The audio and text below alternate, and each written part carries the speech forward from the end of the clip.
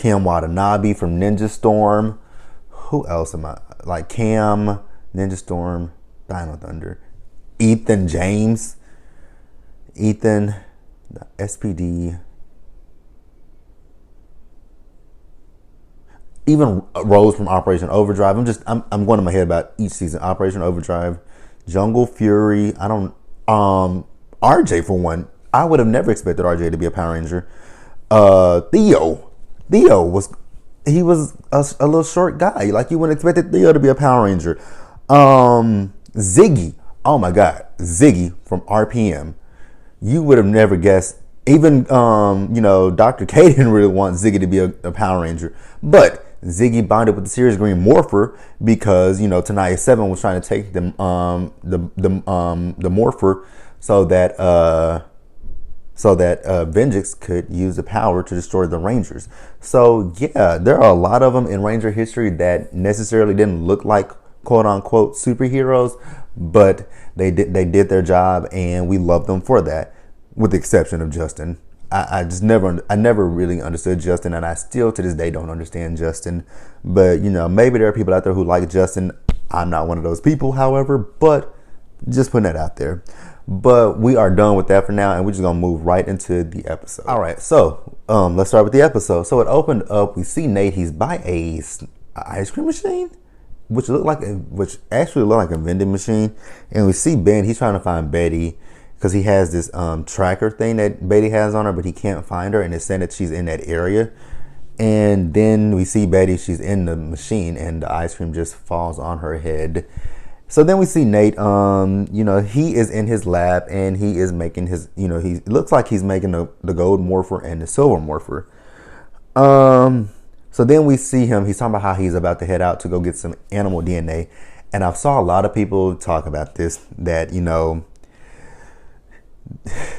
that his animal spirit is a praying mantis, and silver spirit is a we'll get into that in just a little bit, because I wrote that in my notes what silver animal spirit is.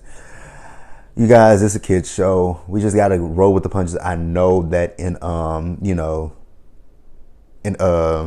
Go Busters that it was a beetle. So I know we have to let go of what we know from Go Busters and kind of play with what Hasbro is saying for Beast Morphers. So you guys, let's just let that. I know it's hard to let it go, but let's try. So then he's talking about how he needs to go get the animal DNA, and the Rangers are like, okay, well, you're not going alone, buddy. You're gonna have someone tell you. And I kind of feel bad for that. I'm like, God, y'all are really treating him like he is like a 10-year-old kid. Like Nate is around your age, but I get it. You guys want to protect Nate because Nate is the only one who knows so much about this power, everything that Grid Battle Force is standing for at this point. So then we see Scrozzle. Scrozzle is making the Cybergate, and he's also telling Blaze and Roxy that he needs a little bit more Morphex energy, and he also needs for them to get Nate so that Nate can help him create a robot, because Scrozzle doesn't know how to create a robot, and he needs the robot so that Evox can upload himself from the cyber dimension into the robot. Which we know that Evox is going to get a body. I guess we're not going to get the body until the second half of the season, and that is something else I don't really 100% understand when it comes to Hasbro. It's not even Hasbro. It's Nickelodeon that I don't understand.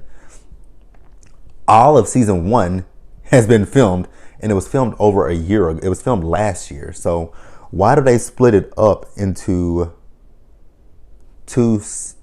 Why do they split it up like that? I don't understand that. Like, can we go back to what we used to do in my days of watching Power Rangers? You got the first half of the season, which they pretty much already filmed at that time, and then they'll go back and film the second half of the season, and it premieres later in the fall. Because 8 episodes is just not a lot.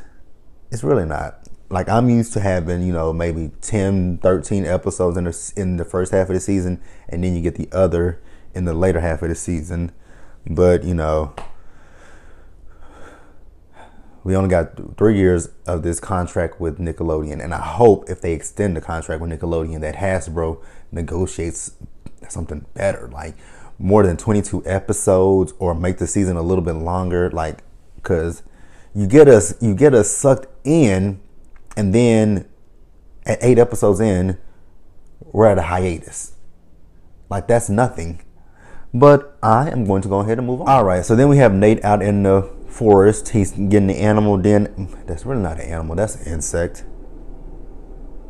Right? A praying mantis is, I know it's not an animal, but he's getting the DNA from a praying mantis, which again is not an animal.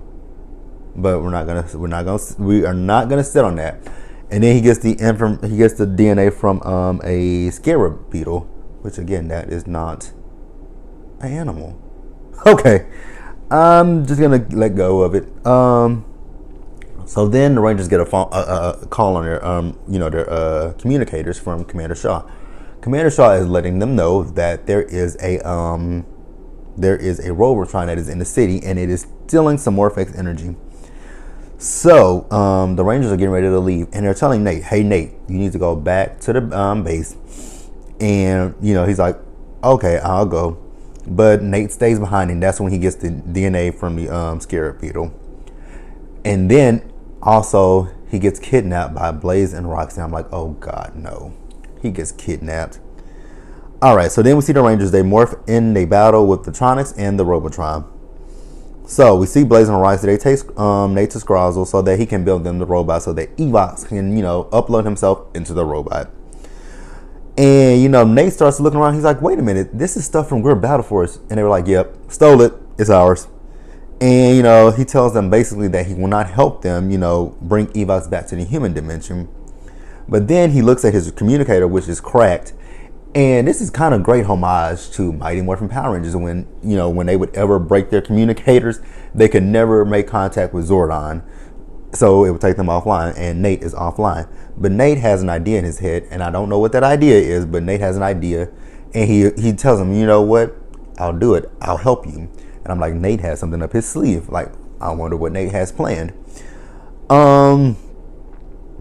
And we also saw Ben and Betty. So they were, I don't know where they were coming from, but I guess they were trying to figure out where they want to go next. And they were going to play heads or tails, but they didn't have a coin. They just had that tracker thing. And they flip the tracker up and it lands. But when it's getting ready to come down, one of the Tronics is in a truck driving straight towards them. And they move out the way and the tracker lands on the truck with the Tronics. So, yeah. I guess that's how we're going to find Nate, is with thanks to Ben and Betty.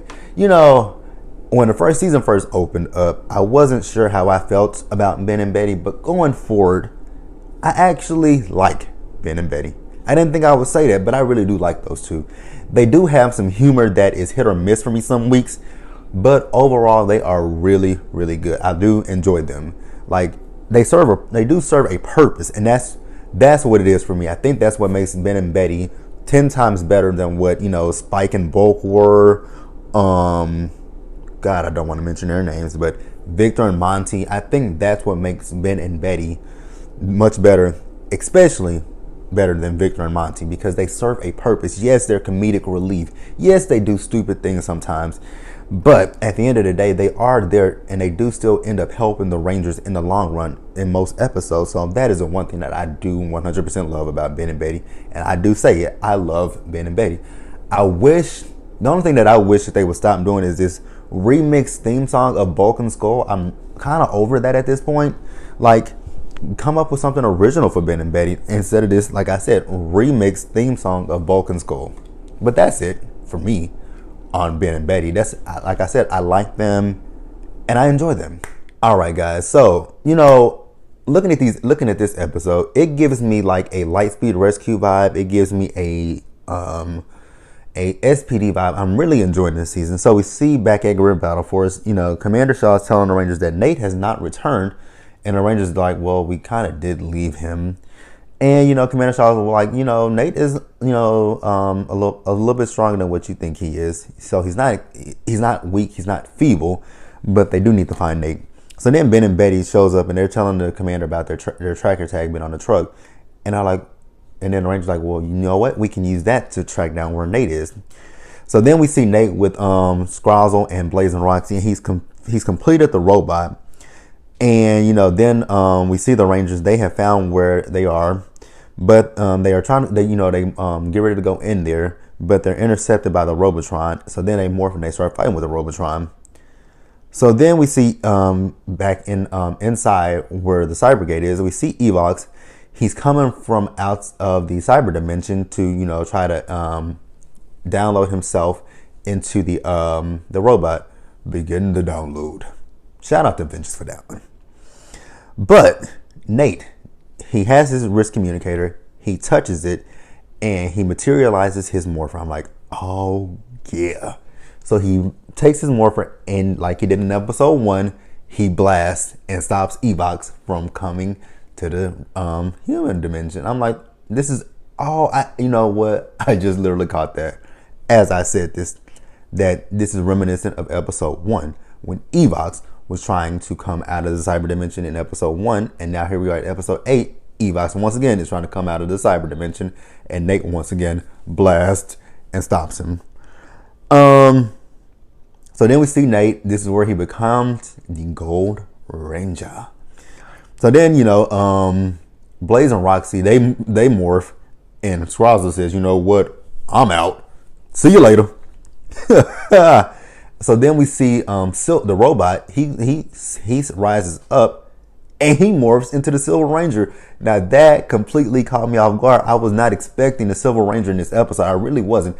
I didn't know if they were going to wait to bring Silver in when we came back from the hiatus, but they brought Silver in on episode 8 with the Gold Ranger.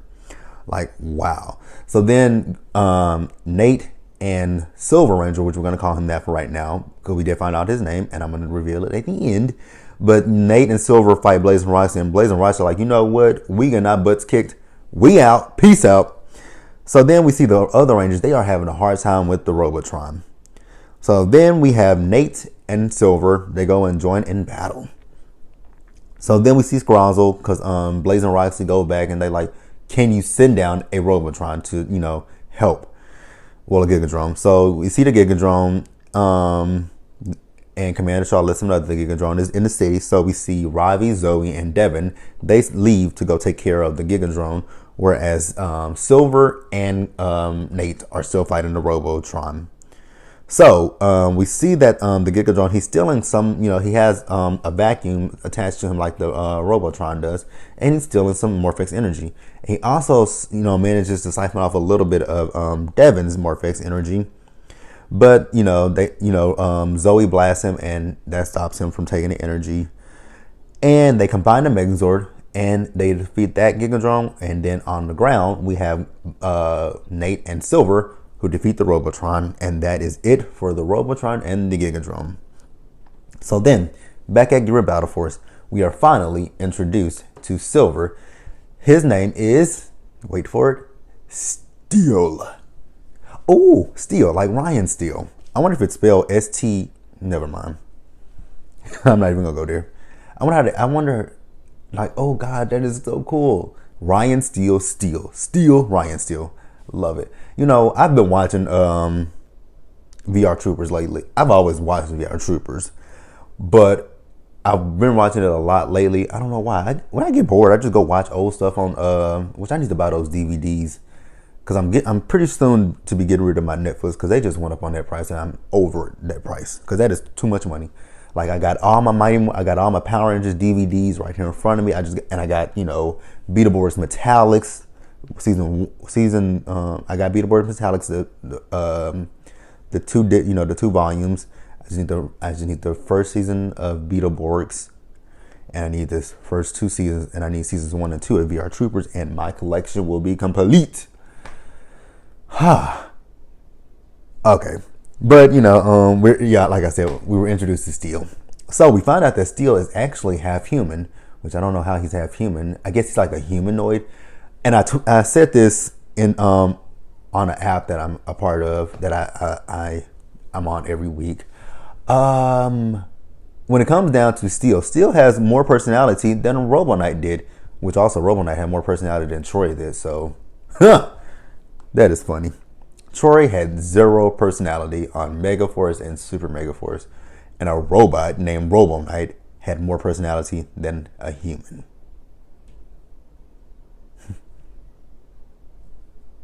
Interesting. But to end the episode, we saw, Scrozzle was trying to figure out if the Cybergate still worked.